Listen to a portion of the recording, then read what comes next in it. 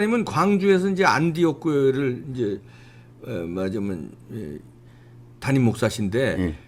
광주 분위기는 목사님하고 좀 다르지 않습니까? 다른 정도가 아니죠. 저 이방 땅이기 때문에 그러니까 너무 힘들고 어려운데. 민주당을 지지해도 거기서 목회 활동하시기가 쉽지 않겠습니다. 그렇죠. 네. 근데 이제 광주도 많이 깨어나고 있고 점점 새로워지고 있는 과정이기 때문에 제일 중요한 것은 광주 시민들의 아픔 눈물을 알고 그렇죠. 쉽게 말해서 좌파업하지 말고 네. 저는 그들의 아픔 눈물을 좀 껴안고 이해를 했으면 쓰겠다. 네, 맞습니다. 제가 꼭 여기서 하고 싶은 게 뭐냐면 저는 오면서 내가 어느 개인 황 후보가 내일 죄질 수 있고 떨어질 수 있고 잘못할 수 있는데 내가 어느 개인을 지지하는 이 목사에서는 안 되겠다. 저는 그러죠. 목회 자존심이 있기 때문에 정말 하나님의 메시지를 전하고 싶다. 하나님 메시지 4가지를 하고 싶어서 이렇게 한 거이고 그 중에서 이제 교회 핍박 문제, 예배 문제 이걸 우리가 알아야 되는데 이거 헌법에 예배가 보장이 되어 있습니다. 그럼요. 예. 되어 있는데 예배하고 집회하고 다르거든요. 네. 집회 가지고 어떻게 했나. 그러나 예배 본질 그 가운데 예배 드린 가운데서 전혀 간섭할 수가 없습니다. 방역법 가지고 할 수는 없는 거예요. 네. 그리고 실질적으로 정말 교회에서 확진이 나오지 않습니다. 거의 전철에서나 백화점에서나. 왜냐하면 교회는 거리두기하고 마스크 쓰고 그런 가운데서 또 온도 체크 다 들어가기 때문에 온도 높은 사람 못 들어가요. 네.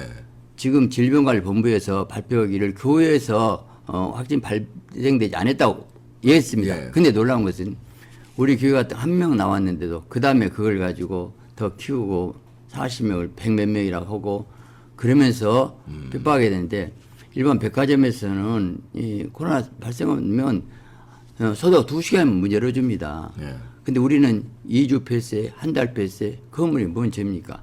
그래갖고 전부 교회 예배를 못 드리게 막는 가운데서 있는 상황이라는 것은 처음에 일부 좀 목사님들이 이 코로나 때문에 이렇게 장사를 못하고 문을 닫고 이런 상황인데 우리라도 좀 막아주면서 우리가 피해를 보더라도 그냥 문 닫자.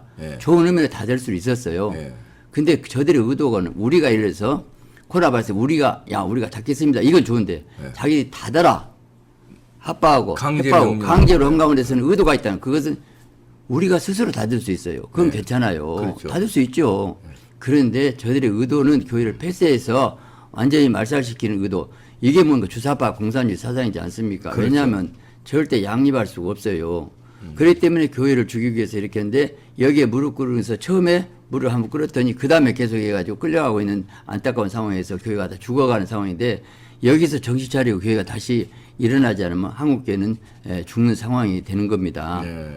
그래서 실질적으로 왜 교회를 이렇게 죽이라.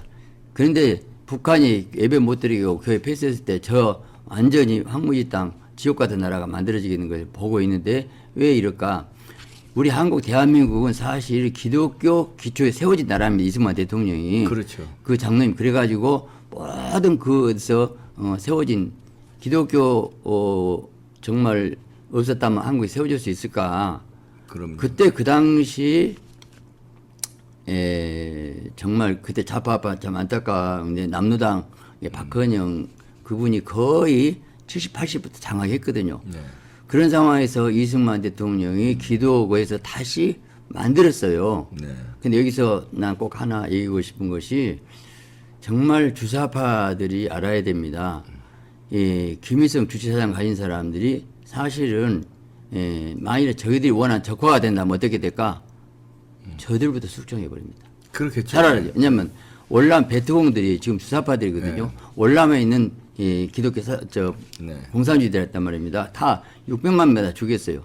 여기서 하나 말하고 싶은 것은 이 박헌영이 말모가 얼마가 되는가. 박헌영이 정말 무서운 사람이라는 걸 느꼈어요. 일화에서 보면 그분이 일본 헌병에서 경찰에 수감돼가지고 자기가 그다음 공산주의를 안일하기 위해서 나오기 위해서 6개월 동안 자기 대변 똥을 먹은 사람이에요. 무서운 사람입니다. 대단하네. 대단한.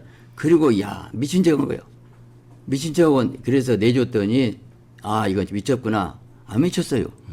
공산혁명을 위해서 6개월 똥을 먹은 이런 사람 그 정신을 우리가 기독교인이 정말 한번 생각해야 됩니다. 예. 그런 정신으로 지금- 그 마귀한테도 그렇게 충성하는데 예, 그리고 지금도 뭐 그런 자들이 주사파 정권이 그렇죠. 장악하고 있는 거 아닙니까? 근데 예. 박헌영이 말로를 보니까 내가 책을 보니까 어떻게 나오냐면 결국 숙청당했어요. 예. 마지막 죽을 때 어떻게 죽였냐면 옷에 홀랑 벗겨놓고 쇠파트를 물게 만들고 그래갖고 죽여달라고 비참하게 지금 북한 김정은 정권이 어떤 정권입니까? 형도 죽여버리고 뭐 고모부도 죽여버리고 아니 원로도 졸아다 죽여버리고 그런 무서운 나라를 왜 아니 자득이 좋으면 북한 올라가요. 그러게. 아니 탈북자 내려온 사람을 다시 북송을 시킨 나라가 어디가 있습니까?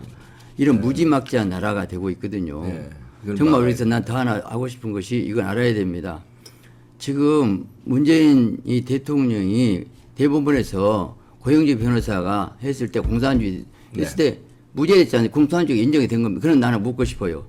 우리 대한민국 헌법 1조가 뭡니까? 대한민국 자유 대한민국 민주공화국이다. 민주공화국이 헌법 제일 저 1조를 보면 왜 저분이 현재 대통령으로 있는 겁니까? 그러니까요. 탄핵이 돼야죠. 네. 선거보다 더 나 이건 나와야 된다고 봐요. 일어나야 된다는 거예요. 그런데도 그걸 무시하고 가만히 있다는 것은 나는 있을 수가 없다고 봐요. 네. 어떻게 해야 되겠습니까? 아니 일어나야죠, 공산주의자가 어떻게 대통령 됩니까? 헌법 1조에 지금 나와 있는데 네. 왜 근데 가만히 있는 겁니까? 과연 민주당은 180석 의원들 여러분 좀 생각해 보세요. 나는 민주당이 나쁘다 생각 안 해요. 그중에 주사파 몇 명에서 끌려가고 있는데요. 아 이거 이 나라 다 망한 상황이 있어요. 제가 왜 이렇게 나온가? 전 하나님 저한테 그래요. 밤새 철학을 시키고 나서 민족운동이라 그때 민족운동 얘기하면서 뭐라 하시냐면 좌우파파 싸우면 죽는다 그러시더라고요. 네. 그래서 난 민족운동이 뭔가 하고 생각해봤더니 우리나라 훌륭한 민족운동한 사람 도산 안창원 선생님, 월남 이상재, 이승만, 조마시 이런 훌륭한 사람들의 정신에서 다시 들어가서 저는 좌파 공격 없지 않아요. 우파 얘기 없지 않아요. 왜냐하면 박정희 대통령이 그 당시 우파라고 한다면 그분의 출신이 뭐냐면 일본 이 장교거든요. 네. 그러면 주사파들이 이렇게 공격합니다. 야 일본 장교 만주 독립운동 사람 총 쏘고 싸웠어. 박정희는 처음부터 그런 사람이야. 지금 그럴 따집니까? 우리나라 죽을 상황에서 그분이 해서 이 나라 경제건설 이뤘잖아요. 예. 그 당시는 어쩔 수 없어요. 왜냐하면 학교가 일본 학교니까. 네. 그리고 국무정일본이 세웠어요. 나라가 일본이었는데. 그렇죠. 뭐. 그런데 그거 따지면서 그런 가운데서 이제 좌파 자꾸 그런 거 따지고 그러는데 지금 나는 그걸 좌파파 얘기 없지 않아요. 무슨 얘기냐. 우리 민족의 불행한 역사를 얘기하지 말고 네. 정말 우리나라가 살 길은 무엇일까.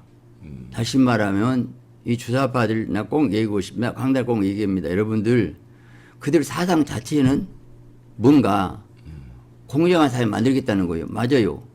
근데 이 좌파 우파가 어디서 나오게 됐냐면 영국 산업혁명 때부터 나오게 된 겁니다. 그래서 그 당시 이 여러 가지 방적기가 나오고 기계화돼서 노동자 이 자본과 계급이 싸우다 보니까 평등 사회를 원해서 노동자 연합이 만들고 사회주의 공산주의 강대가 아닙니까? 그런데 그 정신 사상은 그런데 그다음 스탈린이가 독재하면서 자기 민족 4천만 죽이고 보통 7천만 죽이고 지금 모든 사회주의는 이 동그라파 다 무너졌습니다. 네.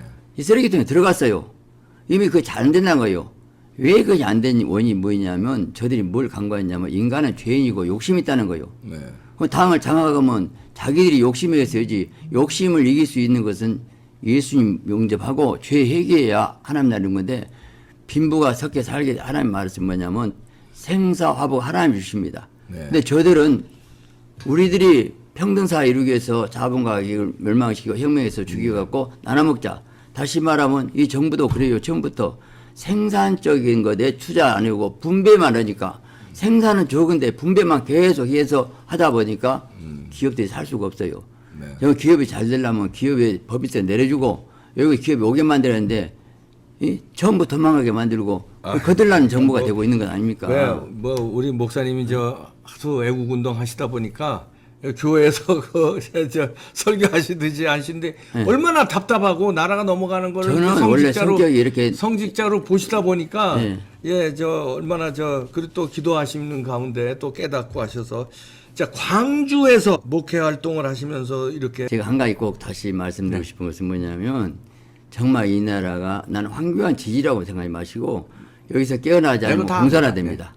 공산화되어요. 네네. 무슨 얘기냐면 제가 어제 김문수 TV 그 뵙고 김승기 장로 국정원장 본부장 하신 분 2년 전에 그래요. 목사님 지금 우리나라 다 공산화됐어요. 하나님 역사는 안 돼요.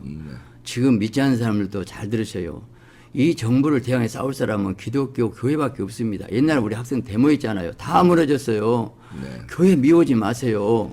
예. 왜 완전하지 않지만 그런데 오늘 우리 교회들 내에서도 목회자들이 서로 사상이 다르기 때문에 하나 안 되기 때문에 안타깝습니다. 여기서 지금 모두가 국민이 하나 돼서 네. 저는 정권 교체를 해야 된다 이걸 말합니다. 왜 공산화되기 때문에 그런 것입니다. 네. 아이고.